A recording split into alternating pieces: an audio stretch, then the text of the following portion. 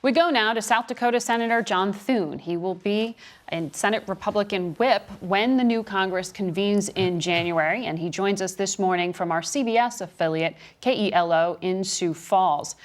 Senator, welcome to Face the Nation. Good morning, Margaret. Question for you to start off here is based on the news we learned this week surrounding some of the legal problems with the president. Federal prosecutors in Manhattan said that his personal attorney made illegal campaign finance payments at the direction of Individual One. Specifically, prosecutors say Individual One, President Donald Trump, made payment in coordination with and at the direction of Individual One. So everything that Michael Cohen paid for, prosecutors say, was directed by the president. What do you make of this filing? The president says it exonerates him. It's a sentencing filing, Margaret, but I think, and a couple of your former guests have already suggested this, that it is important until we await, the additional evidence that comes out. And the special counsel, Robert Mueller, and his team continue to do their work. But I think at this point we have an incomplete picture. And I think at this point the president, as you know, as you said earlier, has denied some of these allegations that have been made.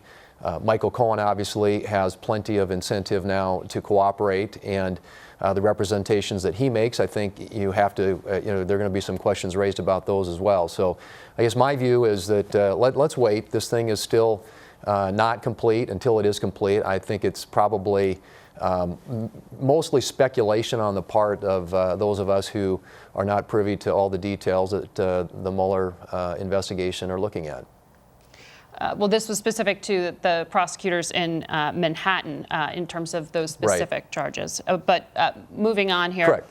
Yeah, but I think it's the same thing. I mean, they've got this is still, we don't know all the facts until we know all the facts. I think it's important, probably not to draw any judgments, but we'll know in due time. You have a big job now. As we introduced you, you're going to be the whip here. How quickly can you get President Trump's nominee to be Attorney General, William Barr, confirmed? What is the timeline we're looking at here? Well, there's certainly a process, and confirmation hearings, the name gets submitted. Obviously, there's background checks. It shouldn't be all that difficult. This is someone who has a long record in public life and also has held this position previously. My guess is that when it's all said and done, when it comes to a vote in the full Senate, that he'll have strong support. I would hope that he would have strong support from Democrats in the Senate as well as Republicans.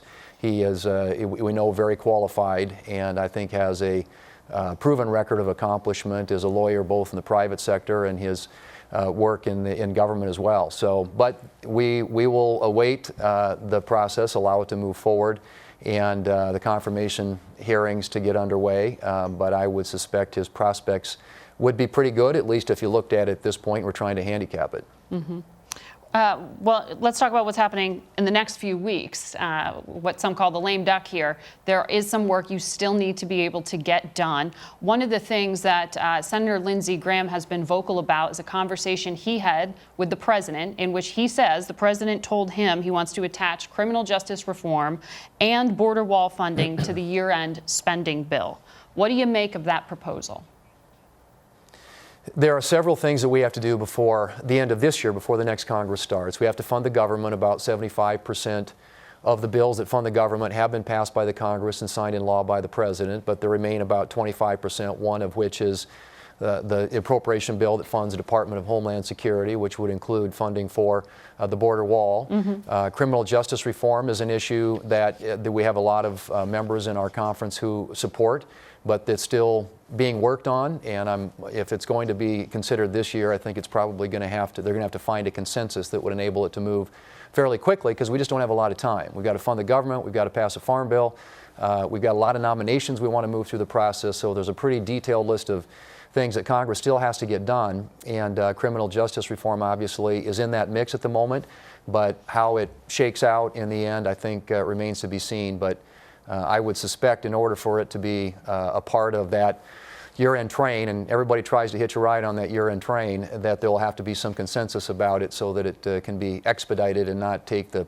full 6 days procedurally that it could if all the the procedural tools were used by those who are opposed to it. Well, the president's publicly pressuring Republican leaders to act on this. He wants criminal justice reform done. So you can't commit to that now? Well, he does, and we know that, and we've had conversations with him, and there are many, as I said, many Republican senators and a lot of Democrat senators who want to see it happen as well. There are timing issues associated with it, but at the moment at least, there are still some substantive issues that are being resolved. I think if they get that worked out, if they can attract the support of more Republican senators, there is still an opportunity, I think, for that to be finished this year. But if not, obviously, it will be taken up again next year, and it's an issue that there's a lot of interest in. Very quickly, can you avoid a shutdown before Christmas? Well, I think we can. I think that people have to come together. Democrats obviously need to support and get behind this border security issue. You know, they shut the government down earlier this year over the issue of immigration, and that didn't end well for them. I think that making sure that we defend our borders is a priority for the American people. It should be a priority for the Congress. Thank you, Senator. We'll be right back in a moment.